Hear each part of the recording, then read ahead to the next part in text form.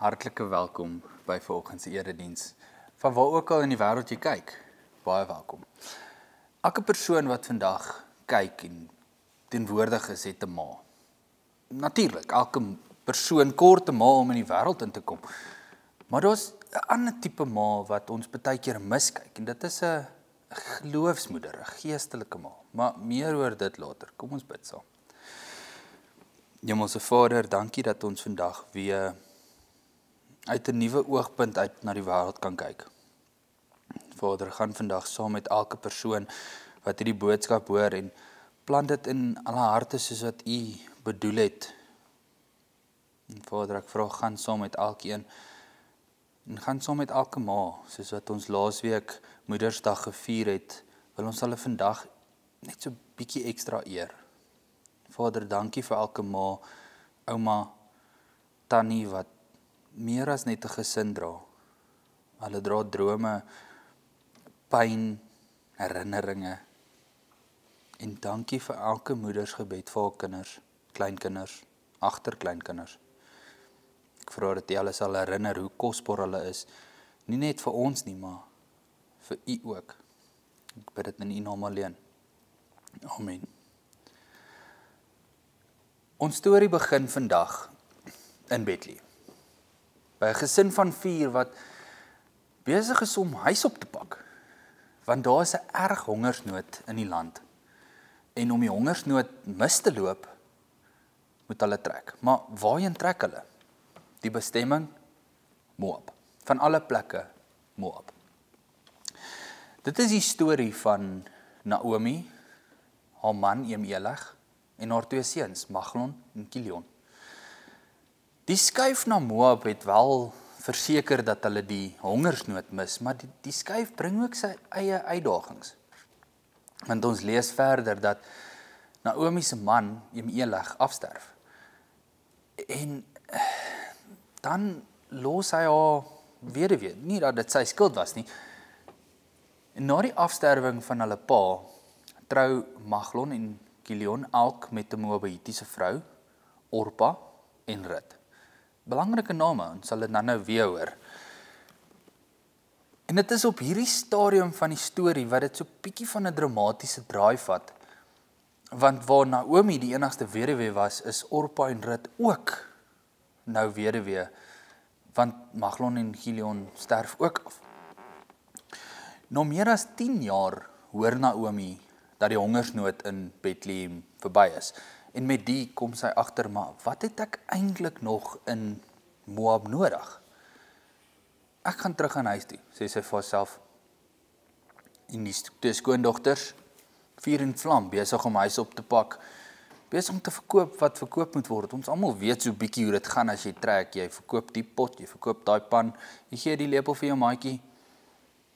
Hulle sak en pak, sal hulle terug Bethlehem toe. Hulle is nie eers by die eerste draai nie. Draai Naomi om en sy sê vir haar skoondogters, gaan terug. Mag God julle beloon met dieselfde liefde wat julle vir my gegee het. Trane loop, sê die 2 skoondogters vir haar.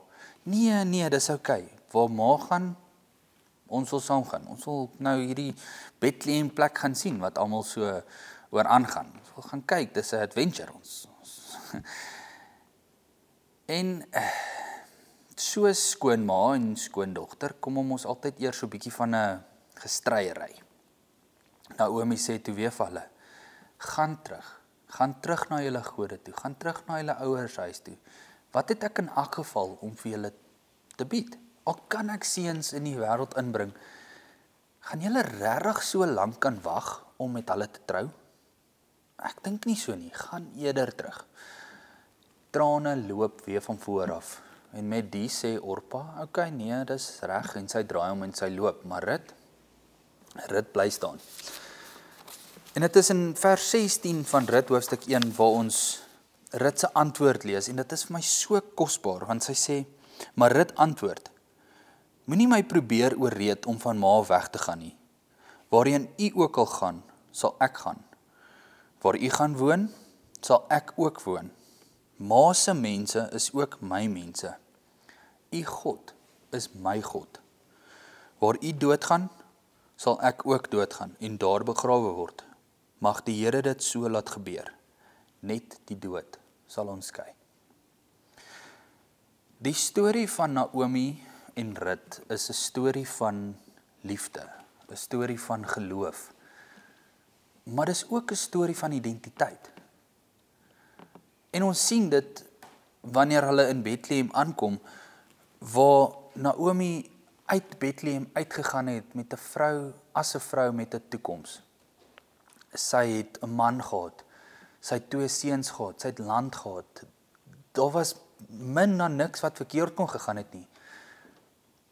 Maar toe sy terugkom, het sy seer gehad, sy het pyn gehad, sy het bitterheid in haar hart gehad. Daarom koppel sy haar situasie aan haar identiteit en sê vir haar buurvroue, moet my nie Naomi noem nie, noem my Mara, want die Almagtige het my lewe bitter gemaak. Naomi, aan die ander kant, beteken geliefde en aangenaam. En Rut het iets in Naomi gesien, wat veroorsaak het dat sy alles agtergelos het. Want sy het nie net haar ouerhuis gelos nie. Sy het haar ouerhuis verruil vir 'n huis saam met haar skoonma. Sy het haar land gelos om na 'n land toe te trek waar sy 'n vreemdeling was. Sy het haar Moabitiese gode gelos vir 'n god wat sy nie baie goed geken het nie. Dit bring my op die vraag, wie sien jy raak? Vir wie het Rut raak gesien? Het Rut in die Naomi liefdevol vasgekyk? Of het sy in die Mara, die seer en bitter vasgekyk? Want ek glo sy het 'n keuse gehad en sy het die Naomi gekies. Duidelik, as sy nie het nie, met die eerste keer wat Naomi vir haar buurvroue sê, moet my nie Naomi noem nie, noem my Mara, dink ek Rut sou dadelik gestop het en gesê het, wow, kom ons praat gou hierdie ding oor, ek gaan nie saam met jou in 'n huis in gaan, as jy gaan bitter wees nie. Maar dit het nie gebeur nie, want Rut het nie vir een oomblik in die Mara vasgekyk nie. Rut het konstant in die Naomi vasgekyk. Maar wat leer hierdie teks vir ons? Daar's 3 goed wat ek daaruit kon getrek het. God sien jou nie in jou bitterheid en in jou seer raak nie. God sien die Naomi in jou altyd. Ek sê nie, hy sien nie jou seer en nie jou bitter raak nie. Hy doen. Maar hy is nog steeds lief vir jou deur daai seer en deur daai bitterheid. Al voel jy partykeer soos 'n Mara, daar's nie een oomblik wat God dit jou identiteit maak nie. Jy is en bly geliefd in God se oë. Die tweede waarheid, soms het ons 'n Rut nodig.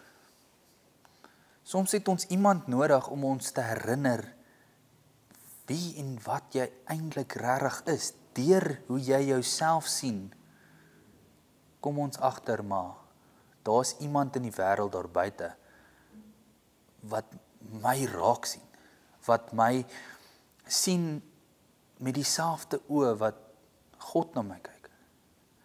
En die derde een, dalk moet jy vir iemand 'n Rut wees.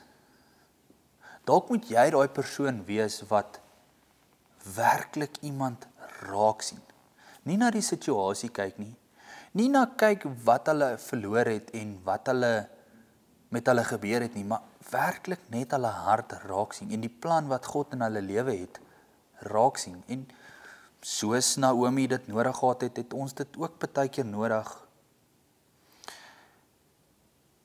Maar hoe lyk dit in vandag se wêreld? Ek het vroeër die woord geloofsma, geloofsmoeder, geestesmamma.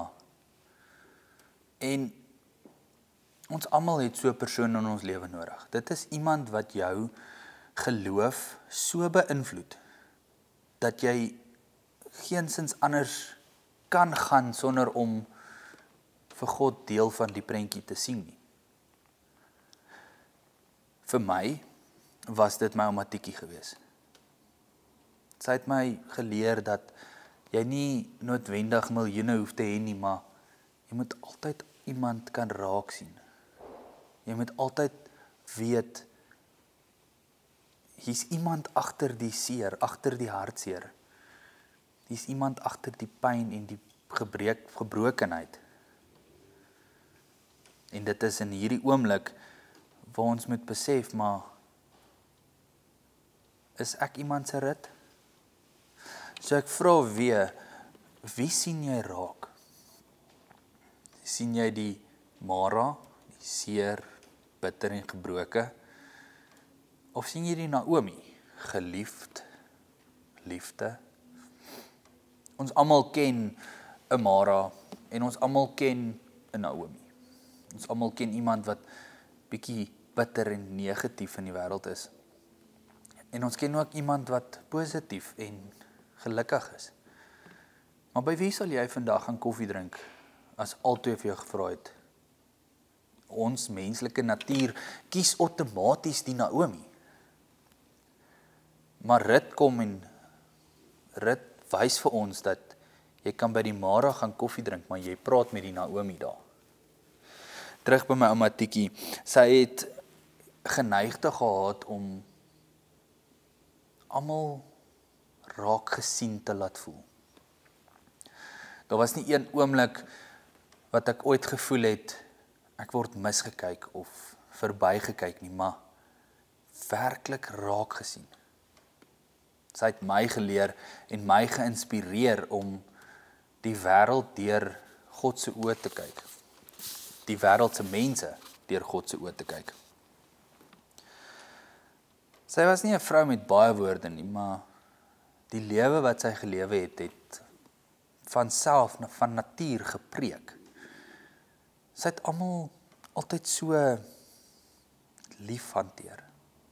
Goddelike liefde.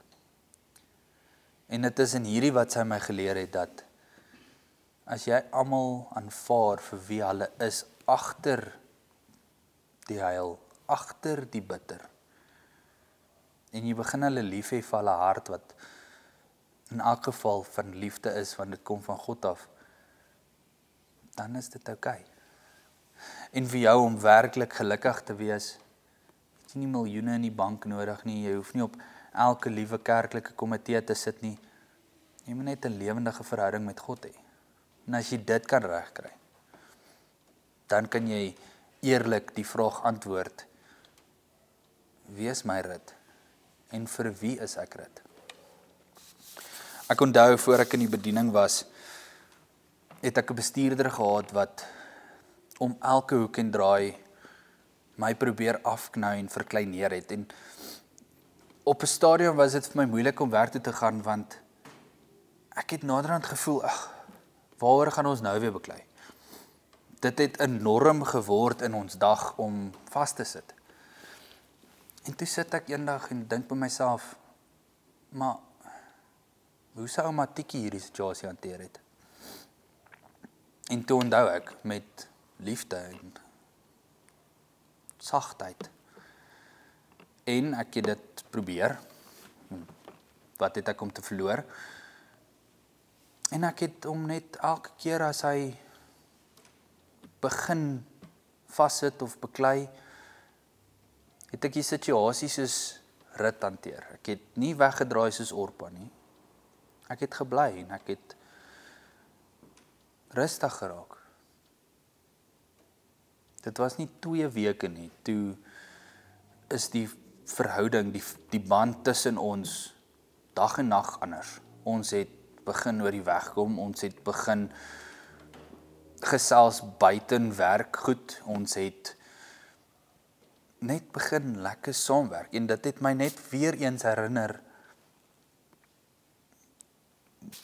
wanneer jy in 'n situasie ingaan, jou reaksie op daai situasie het 'n baie groot invloed van hoe daai situasie gaan draai. En as jy partykeer bietjie soos 'n Mara voel, daar's niks fout daarmee nie. Dis deel van die lewe. Onthou net, wanneer jy soos 'n Mara voel, is daar 'n rit daar buite wat jou raak sien deur jou seer. Ek wil eindig met 3 vrae. Wie sien jy raak? Naomi of Mara? Wie is jou rit? Maar die belangrikste, vir wie is jy rit? En as jy nie dadelik op daai antwoorde kom nie, moenie wegskraam om dink jy is nie meer 'n Christen nie. Dis glad nie die geval nie. Dis nooit te laat om 'n rit vir iemand te word nie. Amen. Liewe Heer, dankie vir die wete dat selfs in die bitter en seer van die lewe sien U ons nie as Maras raak nie.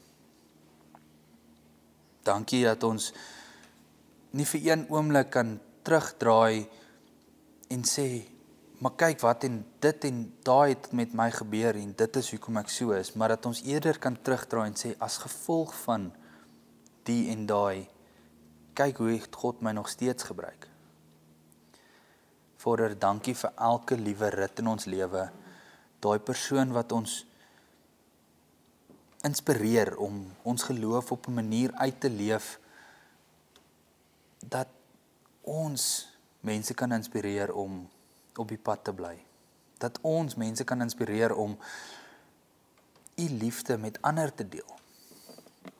Vader, ek vra gaan som met elke persoon wat hierdie boodskap gehoor het, en mag U ons harte oopmaak vir die woorde wat U op my hart gelê het vandag. Vader, gaan som met almal wat seer en bitter voel vandag. Mag U hulle herinner dat hulle tog 'n Naomi is. Dat hulle tog geliefd en aangenaam is in U oë. Ek bid dit in U naam alleen. Amen. Die skakel om finansiëel by te dra sal onder verskyn. En die rede daarvoor is nie om ons sakke vol te stoot nie, maar dit is om die evangelie en die woord van God aan te hou versprei. As daar nog tyd is, nooi ons julle uit om saam met ons te kom koffie drink. As jy naby genoeg in die kerk is, kom deel lewe saam medegelowiges. Want ons almal, ek insluitend jy, het soms 'n oomblik nodig waar iemand vir ons 'n rit is. Ontvang die seën. Mag die Here jou seën en jou beskerm. Mag hy sy aangesig oor jou laat skyn en jou genadig wees. Mag sy vrede aan jou gegee word en mag hy jou herinner, jy is nie 'n Mara nie. Jy is en bly 'n Naomi in God se oë. Amen.